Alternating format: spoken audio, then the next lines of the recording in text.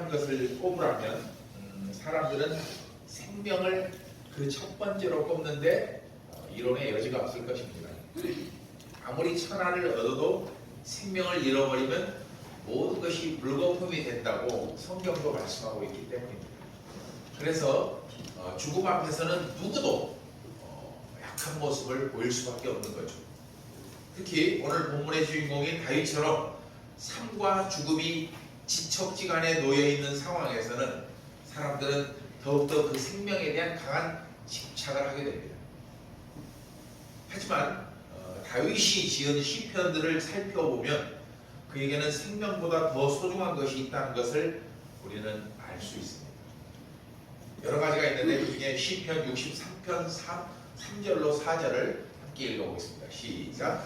주의 인자하심이 생명보다 강하고 내 입술이 주를 찬양할 것이라. 이러므로 나의 평생에 주를 송축하며 주의 이름으로 말미암아 나의 손을 들리이다. 아멘. 대적들에게 쫓기고 있는 상황에서도 다윗은 이처럼 하나님의 인자하심을 구했습니다. 다윗의 고백인 주의 인자하심은 즉 하나님의 인애와 자비를 의미하는데 그것은 뭐냐? 모든 생명에서 그 생명의 존재 가치를 부여하는 하나님이 주시는 영적 근거라는 것을 이 속에 담고 있다는 거예요. 주의 인자하심이 생명보다 나으므로 그 말은 그 생명이 존재하기 위해서 뭐가 먼저 있어야 된다? 주의 인자하심, 인애와 자비가 있어야 된다는 것을 의미한다는 거죠. 이것을 깨달은 다윗은 자신의 삶과 죽음보다 하나님의 자비와 인애하심을 구하며 그 주의 인자하심에 자신의 삶을 맡겼던 것입니다. 쫓기는 동안에도 하나님이 인생 채찍과 사람 막대기로 자신을 연단하고 계심을 믿었기에 그 연단마저도 기쁨과 감사로 받아들일 수가 있었습니다. 주의 인자하심을 믿었기에 자신이 서 있는 곳을 천국처럼 여기며 또 하나님의 영원한 사랑을 신뢰하며 그 하나님을 손 높여 찬양했습니다. 바로 그것이 뭐냐? 시편에 기록된 다윗의 고백들입니다. 광야를 헤매었습니다. 장래에 대한 어떤 약속도 없었습니다. 생명도 보장되지 않았습니다. 그러나 다윗은 그 가운데 주님을 찬양하며 감사했습니다. 여러분, 이 모습을 통해서 우리가 알 수 있는 것은 신앙의 가치는 이처럼 고난 가운데서 하나님을 찬양하는 것이고 인생 최고의 행복은 연단 가운데서 감사하는 것입니다. 아무리 좋은 집에 살고 좋은 음식을 먹어도 그 마음에 감사가 없으면 행복 또한 없게 됩니다. 그러나 초가집에 보리밥만 먹어도 그 마음에 감사로 가득하면 그 인생은 행복할 수밖에 없다는 것입니다. 여러분, 그동안 인간의 삶의 만족도가 물질의 많고 적음에 따라 정해지지 않는다는 것을 여러분의 실제 경험을 통해서 겪어봤을 것입니다. 또한 한 사람이 느끼는 삶의 만족도에 가장 큰 영향을 끼치는 요소 중에 하나가 그 중에 첫 번째가 감사라는 것도 알고 있을 것입니다. 이처럼 감사는 현실을 넘어서 우리의 삶을 풍성하게 만드는데 놀랍게도 주님의 인자, 즉 인애와 자비를 인정하는 것이 그 감사한 삶의 출발점이 된다는 거예요. 여러분, 감사하는 사람의 얼굴과 감사하지 않는 사람의 얼굴 우리는 바로 확인할 수 있습니다. 그래서 다윗은 광야뿐 아니라 일평생 감사하며 살았습니다. 시편 23편에 여호와는 나의 목자시니 내게 부족함이 없다고 고백한 것은 그 숫자로 셀 수 없는 인생 최고의 만족이 바로 다윗의 그 심령에 있다는 거예요. 고난이었지만 고통이었지만 쫓김이었지만 그것을 뛰어넘는 최고의 만족이 그 마음에 있었기 때문에 하나님 앞에 감사할 수가 있었던 것이죠. 비록 그 다윗 자신도 수많은 죄와 허물을 지으며 살았지만 그럼에도 다윗은 일평생 주님의 인자하심을 믿었기에 그 주님을 의지할 수가 있었던 겁니다. 그러면 여기서 주님의 인자하심이 뭐냐?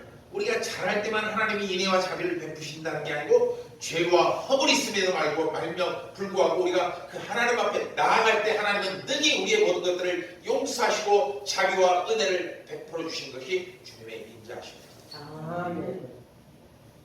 2021년을 보내며 여러분은 올 한 해 무엇을 붙잡고 살아왔는지 생각해 보시기 바랍니다. 물질을 붙잡았습니까? 성공을 붙잡았습니까? 여러분의 삶의 중심이 하나님의 인자하심이 되기를 주의 이름으로 축복합니다. 각박한 생활에 시달리느라 그것을 생각할 겨를이 없을 수도 있습니다. 그러나 그렇더라도 이 12월 한 달만큼은 주님의 사랑과 인자하심을 깊이 묵상하며 감사할 수 있기 바랍니다. 그리고 돌아오는 2022년에는 여러분의 삶에서 하나님의 인자하심으로 모든 문제를 해결하는 만능 열쇠, 즉 하나님의 인애와 자비가 여러분의 인생의 모든 문제를 풀어내는 만능 열쇠가 되는 그런 복된 인생이 되기를 주의 이름으로 축복합니다. 오늘은 사무엘상 21장부터 23장을 한 묶음으로 살펴보려고 해요. 제가 21장, 22장 쭉 장별로 하려다가 한 묶음으로 묶으려고 했던 것은 그 21장, 22장에도 살펴볼 내용들이 여러 가지가 있지만 그보다는 다윗의 도피 과정을 어떤 큰 그림으로 하나를 보는 것이 여러분들에게 좀 큰 전체 그림을 보는데 유익하겠다 싶어서 이렇게 해봤습니다.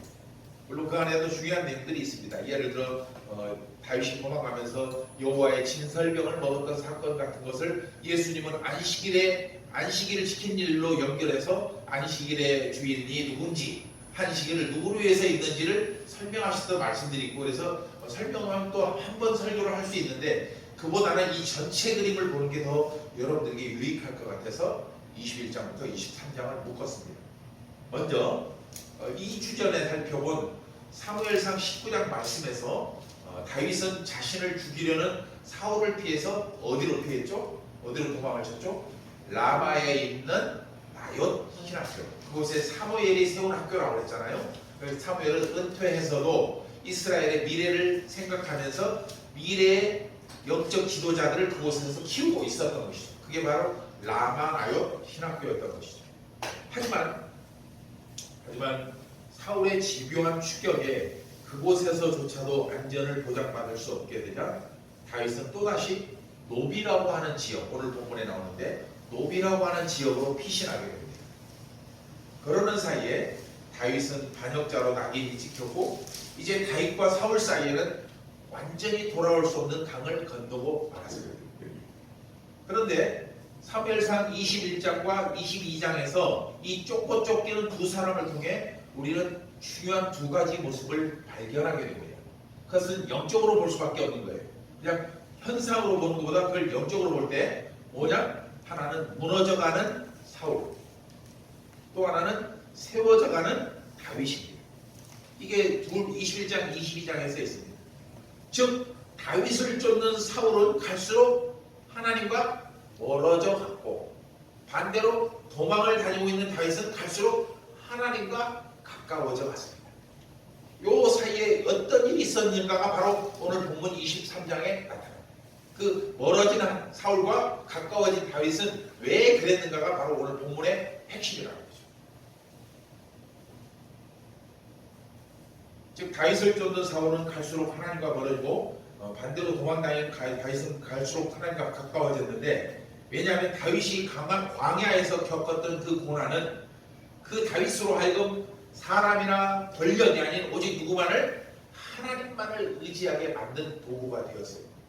또한 그 모든 고난을 믿음으로 극복한 다윗은 그것을 기억하며 훗날 수많은 시편을 쓰기도 했는데 우리가 잘 알고 있는 시편 23편이 가장 대표적인 내용이라고 할 수가 있습니다.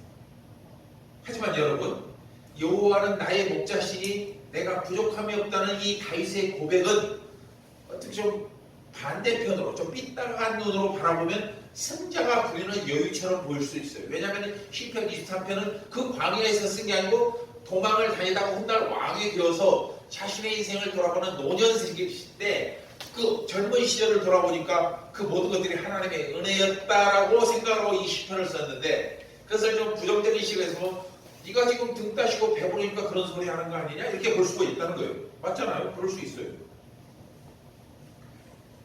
하지만 여러분, 그 승자의 여유를 오늘 본문에서 보면은 다윗 혼자만 만든 것이 아니에요. 누린 것이 아니고 또 그 기회를 다윗 혼자에게만 하나님이 주신 것도 아니었다. 누구에게도 줬어요? 사울에게도 똑같이 먼저 줬어요. 사울뿐 아니라 또 누구에게도 주셨어요? 우리에게도 주셨어요. 이게 굉장히 중요합니다. 자, 모든 사람에게 똑같은 인자를 주셨는데 누구는 그것을 보면서 여호와는 나의 목자신이 내게 부족함이 없다고 고백을 하면 누구는 하나님을 저주하면서 죽어간다는 겁니다. 똑같이 주어졌는 하나님의 주권과 선비를 인정하고 주의 인자심을 신뢰하는 것이 바로 우리에게 주신 인자의 기회라는 것입니다. 그런데 사울은 그 기회 대신 자신의 힘을 의지한 반면 다윗은 오히려 자신의 힘과 권력을 내려놓고 온전히 주님을 의지했습니다. 비록 사울에게 쫓기는 신세였지만 다윗에게도 권력이 있었어요. 힘도 있었어요. 인기도 있었어요. 그러나 그걸 다 내놓고 하나님만을 의지했던 것이죠. 왜일까요? 사울은 자신이 가진 권력을 영원할 것처럼 여긴 반면에 다윗은 그 권력은 뭐냐? 오늘 피었다가 내일 사라질 꽃처럼 여겼기 때문에 그 결과 사울은 그로부터 수천 년이 지난 지금도 신앙의 패배자로 우리에게 인식되고 있고 반대로 다윗은 뭐예요? 위대한 신앙의 승리자, 가장 대표적인 신앙의 승리자로 우리에게 기억되고 있습니다. 그러나 출발점에서 보면은 두 사람 사이에는 어떤 출발점도 없어요. 차이도 없어요. 맞잖아요? 오히려 사울이 다윗보다 훨씬 더 유리하게 출발했어요. 그러나 결승점에서 보면 어떻습니까? 두 사람은 완전히 극과 극의 결과를 보여주고 있습니다. 그 두 사람의 차이는 오직 한 가지, 하나님의 인자하심을 온전히 의지했는지 아니면 자신을 의지했는지로 그 차이밖에 없습니다. 오늘 전하는 말씀이 여러분의 삶에서 하나님을 더욱 의지하게 만드는 영적 접착제와 같은 말씀이 되기를 주의 이름으로 축복합니다. 아멘. 오늘 본문에 담긴 의미를 좀 더 정확히 알기 위해서 먼저 사무엘상 21장부터 22장을 간단하게 살펴보도록 하겠습니다. 라마나요에 피해 있던 다윗은 점점 거세어지는 사울의 압박을 견디지 못하고 어디로 도망을 했다고 했어요? 노. 전라도 사투리 노비 뭐예요? 인부죠, 인부. 기억하세요? 제가 일부러 이 말씀을 드린 이유는 그러면 노브로 표했다가 인부, 그걸 연상을 하시라고. 근데 노베는 누가 있었냐면 제사장들이 모여 사는 곳이었어요. 노브. 그들이 그 노베에 모여 살던 그 이유가 있는데 얼마 전, 그러니까 오래전이죠. 엘리 제사장 당시에 블레셋이 이스라엘을 침략해서 그 제사장들이 살고 있는 마을이 실로였는데 사무엘과 실로였는데 그 실로를 파괴하고 언약궤를 뺏어간 사건이 있었어요. 어디에 있었죠? 사무엘상 4장에 기록되어 있어요. 그 내용이. 그러니까 그 마을이 완전히 파괴돼 버린 거예요. 블레셋이 그 마을을 파괴시킨 것은 다른 게 아니에요. 그 하나님 여호와의 능력을 없애버리려고 마을을 파괴한 거죠. 그거 먹을 곳이 없는 제사장들이 모여 살게 되었는데 그 모여 산 마을이 어디였냐? 인부, 노비였어. 그리고 오늘 본문에서 다윗이 그 제사장이 있는 마을로 피한 것은 어쩌면 하나님께 제사를 드리는 그곳이 자기 생각에는 가장 안전하다고 판단했기 때문일 것입니다. 라마나에서 피한 것도 마찬가지였을 거예요.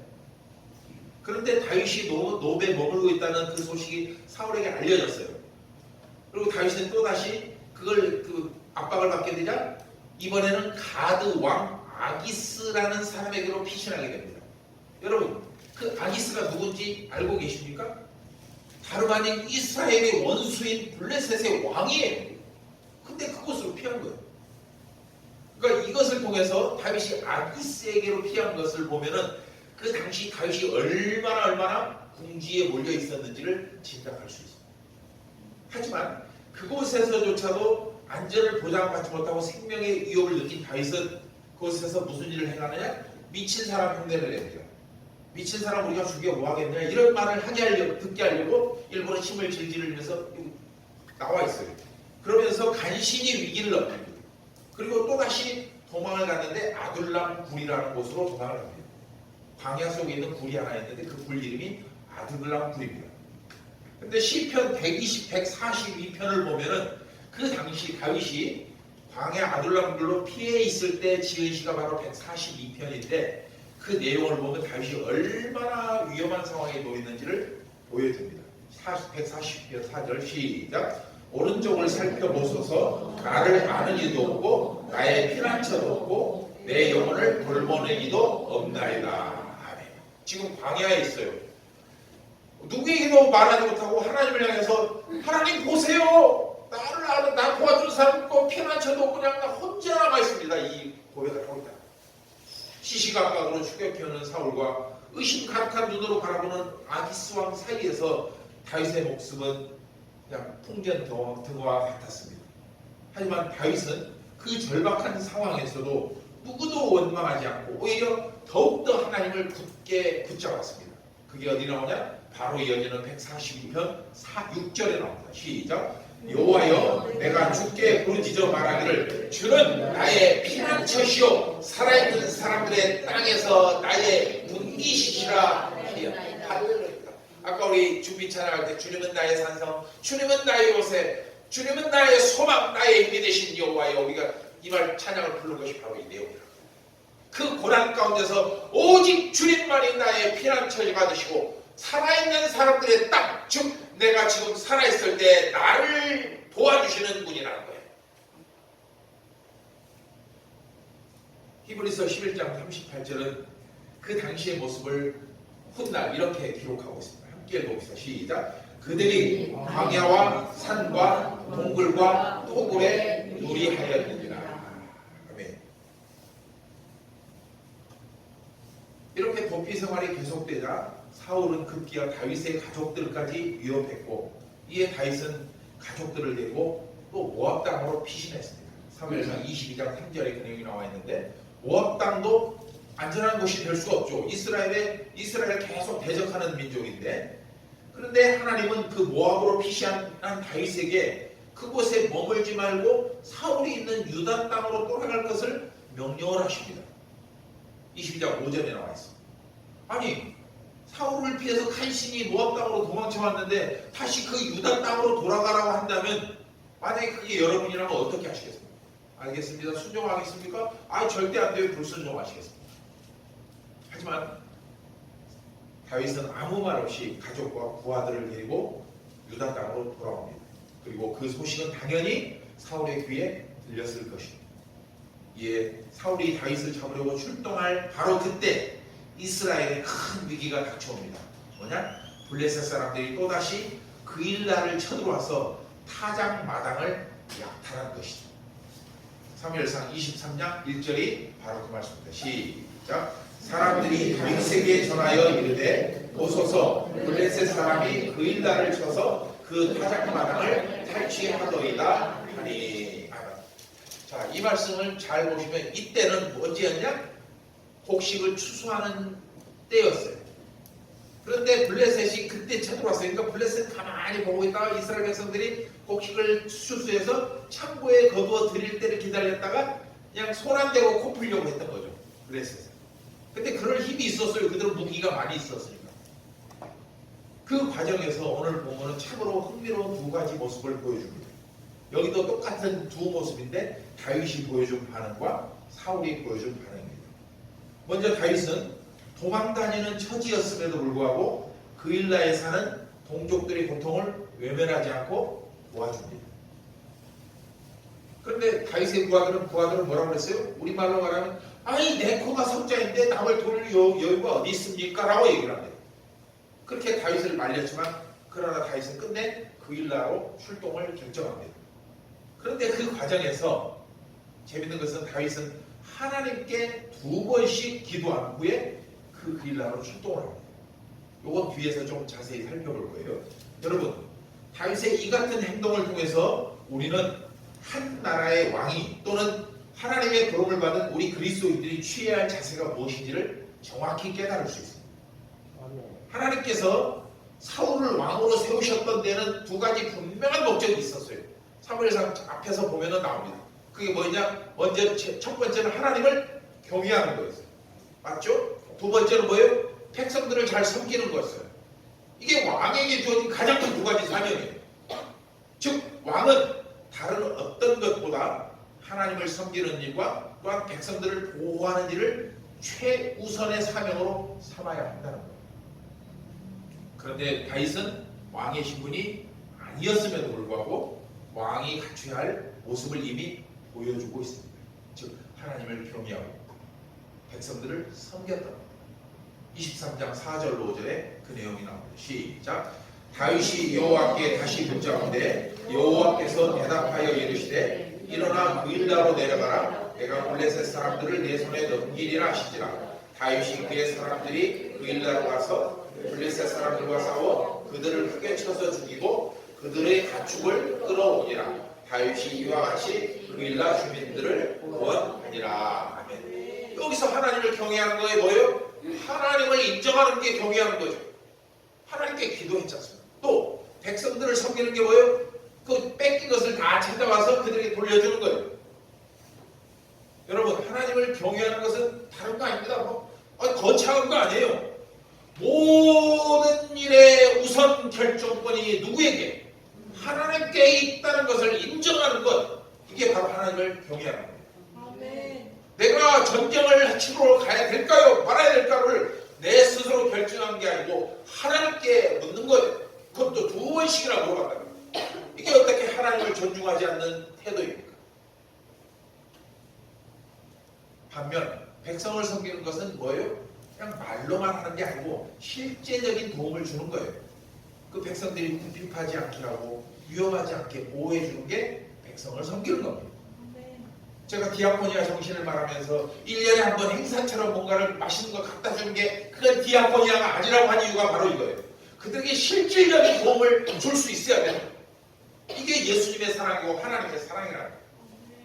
그래서 비록 사울에게 쫓기는 처지였음에도 불구하고 다윗이 그일라 사건을 통해 하나님의 뜻을 듣고 묻고 그 뜻에 순종하여 블레셋을 물리치고 곡식을 지켜낸 일은 뭐냐? 다름 아닌 다윗이 사울보다 이스라엘의 진정한 왕이라는 것을 간접적으로 보여주는 말씀입니다. 하지만 똑같은 상황에서 사울은 왕이 감당해야 할 사명보다 자신의 욕망을 채우는데 더 집중하고 있음을 볼 수 있습니다. 7절로 8절이 그 내용이 나와 있는데 도망자인 다윗은 죽음을 무릅쓰고 동족인 그일라를 구하러 온 반면 왕인 사울은 정작 그 상황에서 누구를 잡으려고? 다윗을 잡으려고 혈안이 되어 있었습니다. 본문 7절을 보면 그런데 경악을 금치 못하는 내용이 등장합니다. 경악을 금치 못해요. 7절 한번 읽어볼까요? 시작. 다윗이 그일라에 온 것을 어떤 사람이 사울에게 알림해 사울이 이르되 하나님이 그를 내 손에 넘기셨도다. 그가 문과 문빗장이 있는 성읍에 들어갔으니 갇혔도다. 여러분, 기가 막힙니다. 사울은 하나님이 이 모습을 다윗 그일라를 구하러 한 것을 보고 사울은 하나님이 자신으로 하여금 그 다윗을 죽이게 하려고 다윗을 옴짝달싹도 못하게 그일라로 이끌어 오셨다고 그런 표현을 늘어놓고 있다는 거예요. 더 기가 막힌 것은 자신들을 구하기 위해 죽음을 무릅쓰고 온 다윗을 사울에게 밀고 한 그일라 주민들이 있다는 사실입니다. 이 부분에서 반드시 짚고 넘어가야 할 중요한 내용이 있는데 이 부분도 결론 부분에서 살펴보고 말씀을 쭉 이어가도록 하겠습니다. 여러분, 그 당시 다윗에게는 아무 죄가 없고 또 사울의 뒤를 이어서 다윗이 이스라엘의 왕이 된다는 사실을 모르는 사람은 아무도 없었어요. 그 당시. 그것은 둘째치고라도 죽음을 무릅쓰고 자신들을 구원한 것만으로도 그일라에 사는 사람들은 다윗을 보호해줘야 되고 다윗을 감사해야 됐어요. 그런데 뭐였어요? 밀고를 한 거예요. 우리나라 친일파들 딱 그런 꼴이죠. 물론 그일라 사람들이 왜 그랬는지 충분히 이해할 수 있습니다. 친일파들이 왜 그랬는지도 이해가 되기는 해요. 왜죠? 얼마 전에 다윗이 어디로 갔어요? 녹당으로 갔을 때 다윗에게 다윗을 먹여주고 도와주고 친절을 베풀어준 제사장들이 사울에 의해서 싹 몰살당했지 않습니까? 그러니까 그일라 사람들도 우리가 다윗을 도와줬다가는 우리도 죽을 수 있다고 생각해서 그랬을 수가 있다. 더 이상 문제가 커지기 전에 빨리 다윗을 뽑아내버리자라고 생각하고 사울에게 밀고를 했던 것 같습니다.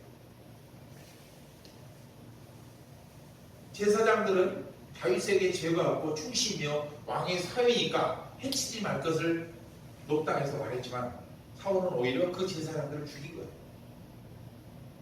결국 다윗은 그 일날을 위협으로부터 구원하고도 그곳 주민들로부터 배신을 당한 채 또다시 도망을 다녀야 하는 신세가 되었던 것입니다. 하지만 여러분, 그렇게 도망치는 순간에도 다윗에게 항상 나쁜 일만 있었던 것은 아니에요. 본문을 잘 살펴보면 도망치던 시기에 뭐가 있었냐? 훗날 다윗 왕국을 세워나가는 수많은 중요한 일꾼들을 모아주셨습니다.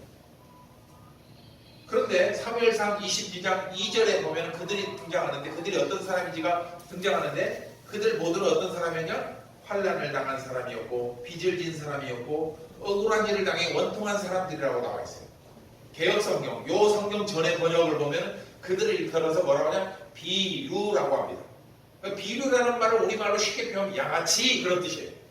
그러니까 바울을 따라다니는 사람들이 누구였냐? 다 사회 부적응자였어요. 양아치였다는 거예요. 그들은 그때 실패자 나고자로 낙인 찍힌 존재들이었지만, 그러나 여러분 놀랍게도 다윗과 함께 하신 하나님이 그들과 함께 하시고, 또 다윗에게 힘과 권세를 주신 하나님이 그들에게 동일하게 역사하심으로 말미암아 그들 모두는 다윗 왕국의 1등 공신이 되었습니다. 다윗은 그렇게 광야를 방황하며 온갖 어려움을 겪었지만, 그럼에도 하나님은 다윗이 어디를 가든지 지켜주시고 함께 하셨습니다. 그렇다면 여러분, 우리는 오늘 본문을 통해서 어떤 영적인 교훈을 마음에 새길 수가 있을까요? 가장 먼저 하나님의 역사는 어떤 상황에서도 중단 없이 이어져야 한다는 교훈을 우리에게 줍니다. 먼저 시험과 환난은 우리 인간에게는 뭐가요? 고난과 아픔이 되지만, 하나님 편에서 보면은 그 시험과 환난은 뭐예요? 하나님이 일하실 것을 알리는 신호와도 같습니다. 여러분 기억하십시오. 여러분 삶에 고난이 왔을 때 여러분 그 고난을 벗어나기 위해서 노력하지만, 반대로 하나님 편에서 볼 때는 내가 내 자녀를 도와줘야 되겠구나 하고 보이는 신호탄이라는 거예요. 우리는 그것을 당할 때 그것을 벗어나려고 했지만, 하나님은 그때가 되면 어떻게 하냐? 오히려 그 고난 속으로 당신이 들어오셔서 뭐예요? 우리를 도와주고 계십니다. 그 대표적인 사건이 뭐예요? 죄가 관영한 이 세상 가운데 육신을 입고 이 땅에 오신 예수님이 바로 그 사건입니다. 즉 다윗이 그 일날을 구한 것처럼 우리가 고난 속에서 당신의 일을 묵묵히 감당할 때 주님은 그 고난을 뭘로 삼냐? 우리를 도우시는 근거로 삼으신다. 표현이 좀 이상하기는 하지만 하나님은 우리를 도우시고 또 은혜를 베푸실 근거를 항상 찾고 계십니다. 예를 들어서 우리 장모님을 보면서 하나님께서 우리 최장로를 위해서 뭐를 은혜를 베풀까, 뭘 도와줄까 항상 보고 계신다. 그래서 우리는 하나님이 눈동자처럼 우리를 지켜보신다고 말합니다. 그 말이 뭔 말이에요? 잠시도 쉬지 않고 하나님은 쉼없이 우리를 보시면서 우리가 은혜를 베풀 여지가 있는지, 그 고난이 어떤 고난인지를 보고 계시다는 뜻입니다. 그래서 시편 기자는 고난이 유익이며 그 고난을 통해 주의 윤리와 법도 주님의 온전하신 뜻을 깨닫게 되었다고 시편 119편 72절에서 말씀을 하고 있습니다. 고난이 오히려 나에게 유익이 되었다. 오늘 본문 3절을 보면 그 일날을 도와줘야 될지 말아야 될지에 대해서 다윗 일행들 사이에 의견이 분분했습니다. 명분을 따를 것인지 신리를 택할 것인지. 우리도 다 그렇지 않습니까? 그러나 다윗은 그 상황에서 스스로 결정을 내리지 않고 하나님의 뜻을 묻고 또 물었습니다. 23장 4절 시작. 다윗이 여호와께 다시 묻자온데 여호와께서 대답하여 이르시되 일어나 그 일나로 내려가라. 내가 블레셋 사람들을 내 손에 넘기리라 하시니라. 아멘. 결국 다윗은 하나님의 뜻에 순종하여 담대히 블레셋과 싸워 이김으로써 왕이 취해야 할 명분과 실리 두 마리를 두 마리 토끼를 잡게 되었습니다. 그러므로 여러분, 이 말씀은 우리가 삶과 신앙 사이에서 과연 무엇을 우선순위에 둘 것인가에 대한 소중한 교훈을 주고 있습니다.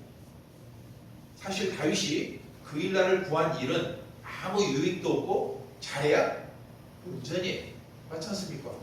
무슨 영향가가 있겠습니까? 잘못하면 어때? 목숨도 잃을 수 있는 도박이었어요.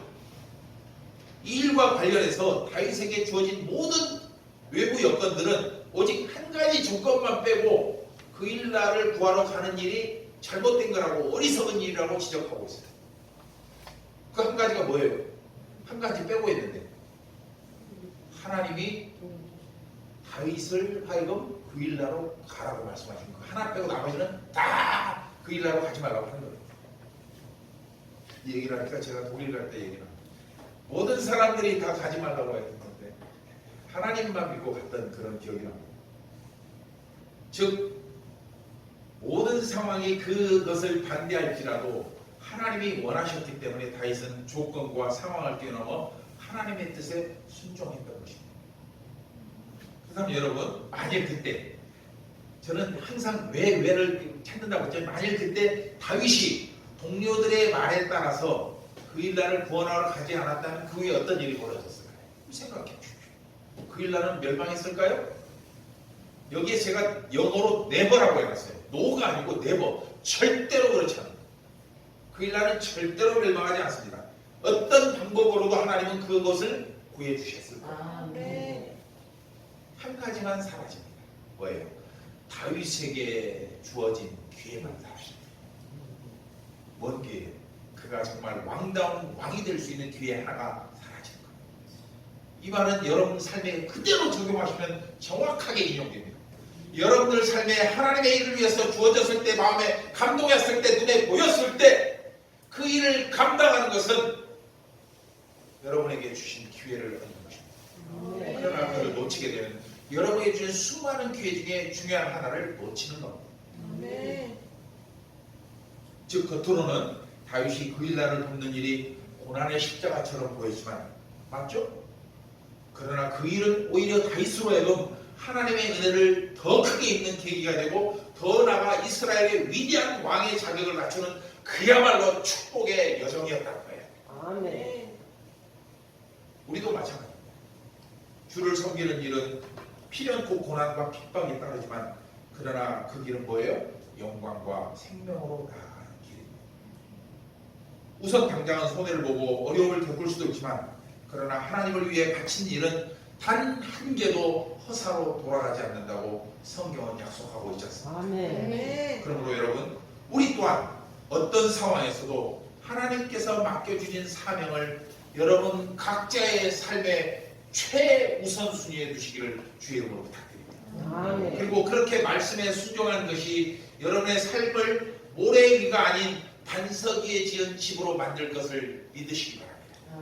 마태복음 7장 24절로 25절 시작. 그러므로 누구든지 나의 이 말을 듣고 행하는 자는 그 집을 반석 위에 집은 지혜로운 사람 같으리니 비가 내리고 창수가 나고 바람이 불어 그 집에 부딪히되 무너지지 아니하나니 이는 주추를 어디 위에 반석 위에 놓은 나라니라.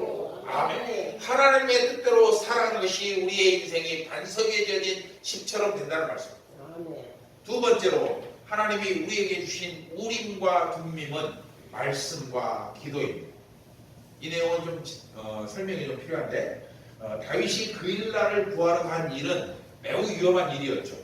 그런데 다윗은 그 문제를 자신의 능력과 의지로 해결하지 않고 뭘로? 기도를 통해서 결정합니다. 그리고 결과는 어땠어요? 아주 놀라운 승리를 거두게 됩니다.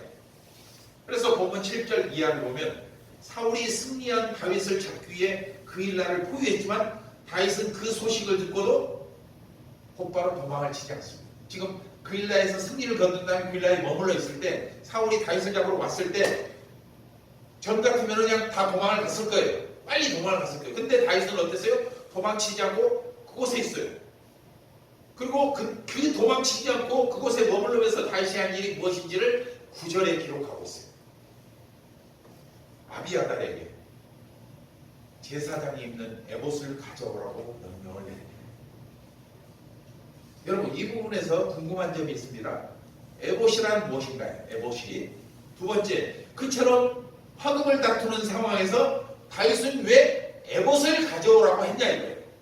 지금 도망치는 게 최우선 아닙니까? 그런데 도망을 안 가고 에봇을 가져오라고 했단 말이에요. 그게 뭔데 도대체? 기본적으로 에봇은 이 사진을 보면 아는데 제사장들, 그 중에서 대제사장이 입는 예복입니다. 하나님께 제사를 드릴 때 입는 예복. 예를 들면 지금 이런 옷과 같은 거예요. 하나님 앞에 공식적으로 나갈 때 입는 옷입니다. 그리고 그 에봇의 앞면에는 12개의 보석이 달린 흉패가 달려있어요. 저 가슴에 보이지 않습니까? 그걸 크게 확대하면 이런 겁니다. 이 보석 12개가 달려있는데 이것을 뭐라고 하느냐? 판결 흉패라고 합니다.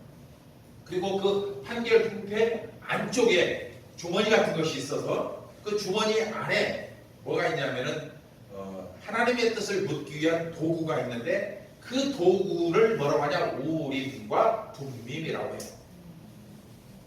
그 우림과 둠밈이 어떻게 생겼는지 알려진 바는 없어요. 기록도 없어요.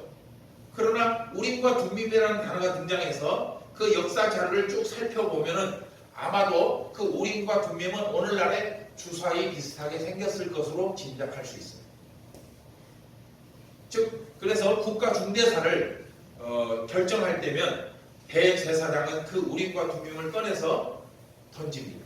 그리고 그 던져지는 모양을 보고 하나님의 뜻을 알게 되었는데 다윗이 이 아비아달에게 에봇을 가져오라고 한 것은 바로 그 에봇 속에 들어있는 우림과 둠밈을 던져서 하나님이 우리에게 어떤 일을 하게 하실지를 묻기 위함이었다는 거예요.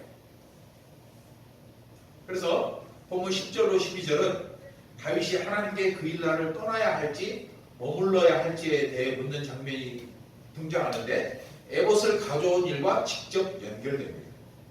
이런 다윗의 모습에서 우리는 평소에 그가 어떻게 일을 처리했는지를 알 수 있습니다. 하나님을 어떻게 바라봤고 그 하나님과 어떤 관계를 갖고 있었는지를 알 수 있다는 거예요. 그게 뭐예요? 하나님과 아주 자연스러운 교제 관계에 있었다는 거예요. 교제 관계.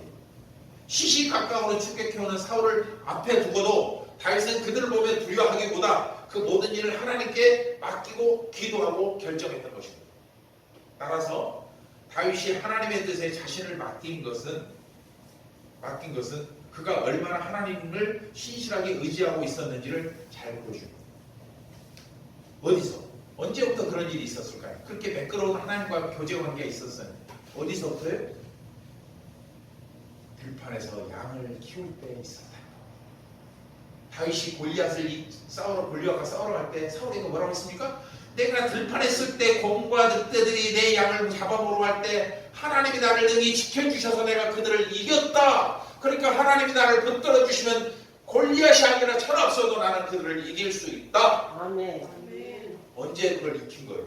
바로 광야에서 들판에서 하나님과의 깊은 묵상 가운데 그런 관계가 이루어졌다는 것입니다.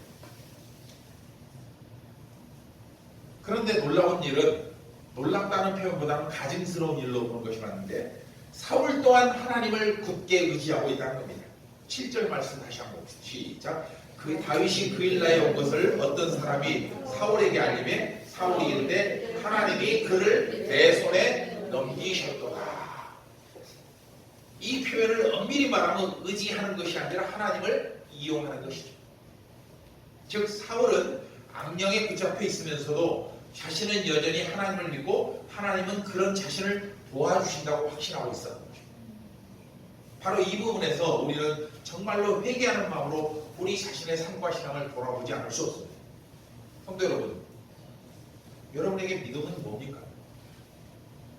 여러분에게 하나님과 예수님 그리고 성령님은 어떤 존재입니까? 여러분은 하나님의 나라와 그의 영광을 위해서 존재합니까? 아니면 하나님이 여러분의 삶에 복을 주기 위해서 존재하는 분입니까? 기도는 왜 하고 섬김은 왜 실천합니까? 내 마음의 영적 욕구를 충족시키기 위함입니까? 아니면 하나님이 원하는 그것을 이루기 위함입니까? 이 다윗과 사울의 모습을 통해 알 수 있는 것은 자신의 욕구를 충족시키기 위한 대상으로 하나님을 섬기는 사람이 여전히 교회에 있다는 거예요. 겉으로는 하나님을 잘 믿는 것처럼 보이지만 그 마음은 사울처럼 하나님을 자기의 정당성을 거들어주는 대상으로 삼고 있다는 거예요. 그런데 겉으로 볼 때는 누가 진짜고 누가 가짜인지 전혀 알 수 없어요. 맞잖아요? 제가 가짜인지 진짜인지 여러분 보입니까? 심지어 어떤 때는 사울이 다윗보다 더 신앙인다워 보이지 않습니까? 여러분 전에도 말한 것처럼 사울이 예언한 일 있지 않습니까? 그 사울을 위함이었습니까? 아니면은 다윗과 라마나의 신학교를 보호하기 위함이었습니까? 다윗과 신학교를 보호하고 악인에게도 영이 임했지만 그것은 그 악인을 사랑해서 주신 게 아니고 그 악인으로 해서 피해 입을 하나님의 백성들을 위함이었다는 거예요. 아멘. 사무엘상이 끝날 때 그 결과가 나타납니다. 사울은 하나님께 버림을 받았고 다윗은 하나님의 위대한 종으로 쓰임을 받았다. 이유는 오직 한 가지예요. 다윗은 먼저 하나님의 뜻을 구하면 사울은 하나님이 자신의 생각을 따라줄 것을 요구했기 때문에 여러분이 절대로 착각해서는 안 되는 것은 하나님은 단지 여러분의 삶의 필요를 채워주기 위해서 존재하는 분이 아니라는 겁니다. 마태복음 6장 33절 말씀처럼 우리가 먼저 하나님의 나라와 그의 의를 구할 때 하나님은 우리의 그 고백을 근거로 삼아서 우리가 이 땅에서 살아갈 필요한 모든 것을 채워주실 것입니다. 아멘. 그리고 그 나라와 그 의를 구하기 위해 반드시 필요한 도구가 뭐냐? 바로 기도와 말씀이다. 아멘. 즉 우림과 둠밈은 오늘날 뭐냐? 우리에게 말씀과 기도가 되는 것입니다. 지금은 우림과 기도가 둠밈이 존재하지는 않지만 하지만 하나님은 그보다 더 명확하고 좋은 것을 우리에게 주셨는데 그게 뭐냐? 바로 말씀과 기도라는 겁니다. 우리가 말씀과 기도에 집중해야 하는 이유는 분명합니다. 그래야만이 하나님의 뜻을 알 수 있고 그 뜻에 순종할 수 있고 또 그 하나님께 우리의 모든 것을 맡길 수 있기 때문에 하나님의 말씀과 기도를 통하지 않고 하나님의 뜻을 알았다고 하는 것은 100% 하나님과 필경 거짓일 가능성이 높습니다. 이단 사이비가 말씀을 근거로 하지 않습니다. 사울의 경우에서 보는 것처럼 말씀을 기준으로 삼지 않는 모든 판단은 매우 위험하며 기도 없이 하는 행동은 무모할 뿐입니다. 그러므로 여러분의 모든 삶의 문제들을 하나님께 맡기고 오직 말씀과 기도를 통해서 그 나아갈 길을 발견하시기를 부탁드립니다. 아멘. 세 번째로 그렇게 당신을 온전히 의지하는 백성들을 하나님은 결코 외면하지 않고 지켜주십니다. 14절에 나와 있는데 함께 읽어보겠습니다. 시작. 다윗이 광야의 요새에도 있었고 또 광야 산골에도 머물렀으므로 사울이 매일 찾되 하나님이 그를 그의 손에 넘기지 아니하시리라. 사울이 다 알고 있어요. 어쨌든지 다 알고 있지만 그가 보호받을 수 있었던 것은 뭐예요? 하나님의 손길이 있었기 때문에. 아멘. 다윗의 삶은 온통 고난과 궁핍뿐이었지만 그럼에도 다윗은 자신의 삶에 부족함이 없었다고 고백합니다. 왜? 하나님이 참된 목자가 되셔서 다윗을 푸른 풀과 맑은 물가로 인도하셨다는 것을 다윗은 경험적으로 알고 있기 때문입니다. 그리스도인 우리가 어떤 상황에서도 주님의 선하심과 인자하심을 전적으로 의지해야 할 가장 중요한 이유가 바로 여기에 있습니다. 성도 여러분, 우리가 걷는 이 믿음의 길은 결코 순탄하지 않습니다. 탄탄대로가 아닙니다. 하지만 궁극적으로는 영광에 이르는 길이라는 것을 꼭 기억하시기 바랍니다. 아멘. 비록 세상은 우리를 향해 멸시와 조롱을 던지겠지만 그럼에도 우리가 머물러 있어야 할 안전지대는 그 세상이 아니라 오직 예수 그리스도의 품 안이라는 것을 기억해야 합니다. 아멘. 그렇게 우리가 주님을 전적으로 믿고 신뢰할 때 주님은 그런 우리를 결코 외면하지 않으시고 끝까지 동행하시며 지켜주실 것입니다. 누구처럼? 바로 다윗처럼 그럴 것입니다. 아멘. 2021년 남은 기간도 우리를 지키시고 인도하시는 하나님의 자비와 인자하심을 깊이 묵상하며 감사하는 여러분 되시기를 바랍니다. 그리고 지난날의 죄와 허물을 솔직히 드러내고 회개하며 부끄럽지만 그것까지도 하나님께 결산물로 바칠 수 있기 바랍니다. 아멘. 다시 말씀드립니다. 하나님께 결산을 바칠 때 예쁘고 아름다운 걸 바치지 말고 여러분 상처나고 찢긴 것을 다 바치는 거예요. 어쩌면 하나님은 우리가 바치는 아름다운 열매보다 찌그러지고 덜 익어서 힘만 나는 실패한 인생을 더 기뻐하실 것입니다. 아멘. 여러분 그 이유가 뭘까요? 바로 그 실패와 좌절로 무너진 그 자리가 하나님이 우리를 위해 은혜를 베푸시는 장소가 되게 됩니다. 아멘. 그리고 그 실패를 감추지 않고 당신께 온전히 맡기는 우리를 하나님 불쌍히 여기셔서 은혜와 축복을 베푸시는 근거로 삼으십니다. 따라서 자신의 삶에 하나님의 일하심과 은혜의 접촉점이 많은 사람일수록 더 복된 인생을 살아온 사람이 분명합니다. 뭔 말이에요? 내 인생 가운데 하나님이 이때도 만져주셨고 이때도 만져주셨고 이때도 그것이 기억이 많으면 많을수록 뭐예요? 하나님이 나를 붙들고 계시는 걸 더 확실하게 알 수 있는 거죠. 아멘. 바로 그 사람이 다윗이었습니다. 그리고 앞으로 또한 여러분의 모든 인생이 될 수 있을 것입니다. 오늘 말씀을 통해서 하나님의 은혜와 자비가 여러분의 인생의 곳곳마다 있음을 믿고 깨닫고 감사하며 그 하나님과 일생 동안 기쁨으로 동행할 수 있기를 주의 이름으로 축복합니다. 아멘. 기도하겠습니다. 거룩하시고 자비로우신 아버지 하나님, 오늘도 은혜로운 말씀을 통해서 우리를 하나님 앞에 세워주심을 감사드립니다. 아멘. 마음 같아서는 언제나 좋은 것만을 하나님께 드리는 삶을 살고 싶지만 우리의 연약함과 부족한 믿음으로 인해 해마다 덜 익고 찌그러지고 신망만 나는 실패한 인생 열매만을 바치는 삶을 살아왔습니다. 주님, 부족하고 어리석은 우리를 용서하여 주시옵소서. 예배의 열매도 온전하지 못했고 기도의 열매는 물론 섬김의 열매 또한 우리 자신이 그리스도인이라고 말하기에 부끄러울 정도로 부족했음을 고백합니다. 하지만 오늘 말씀을 통해 그처럼 덜 익고 찌그러지고 쉬어터진 우리 인생이라고 해도 하나님께 바칠 수 있도록 은혜를 베풀어 주심을 감사드립니다. 그 모습 그대로 주님 앞에 서게 하시고 그 무너지는 실패한 삶의 자리에서 주의 회복을 덧입는 우리 모두가 되게 하여 주시옵소서. 안팎의 여러 가지 일로 인해 몸과 마음이 번거롭고 복잡한 연말을 보내고 있습니다.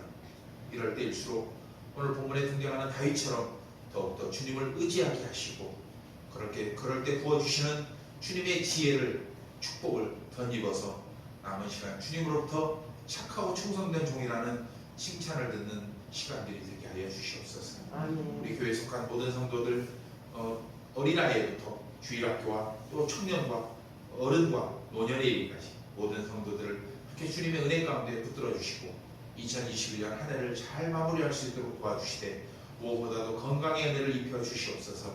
건강 때문에 하나님을 섬기는 데 지장받지 않게 하시고 건강 때문에 일상을 유행하는 데 어려움 당하지 않도록 그들의 육신과 마음을 붙들어 주시옵소서. 특별히 마음에 상처가 있는 성도들 하나님 그 마음을 성령께서 어루만져 주셔서 온전하게 회복시켜 주시고 하나님 그 기쁨과 감사함으로 하나님을 섬기고 세상을 섬길 수 있는 교회를 섬길 수 있는 성도들 되게 하여 주시옵소서.